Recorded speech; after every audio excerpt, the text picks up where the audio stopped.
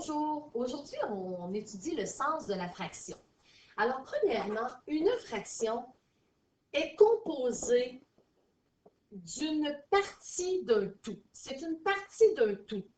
Alors, parce que dans la vie courante, on n'est pas obligé de toujours avoir un entier, on n'est pas obligé de payer seulement avec des entiers. Il y a les sous qui existent.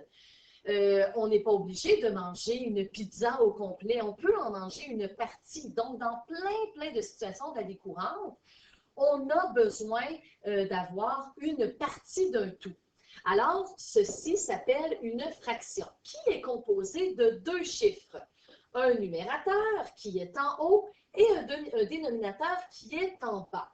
Le dénominateur est le tout et le dénominateur est la partie. La partie, par exemple, manger ou une partie d'une couleur spéciale, c'est ce qu'on va voir. Alors, si par exemple, nous avons la fraction 1 quart, ça veut dire que la partie est de 1 sur un tout qui est de 4.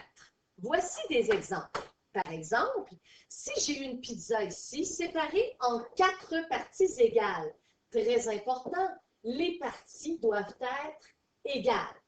Alors, j'ai 4 pointes dans ma pizza ou mon gâteau et j'en ai mangé seulement le 1 quart. Donc, j'ai mangé une partie sur les 4. Alors, mon gâteau au complet ou ma pizza au complet comprenait 4 pointes en tout et j'en ai mangé seulement une partie. Ici, avec mon carré, en bas à gauche, j'ai un rectangle que je peux placer à l'intérieur de mon carré. Je peux recouvrir ce carré avec mon rectangle jaune. Et je peux en placer combien?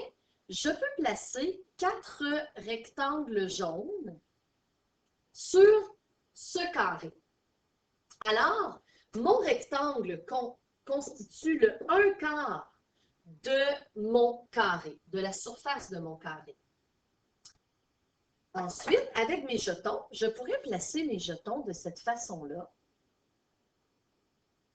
Et ici, on voit aussi la fraction 1 quart.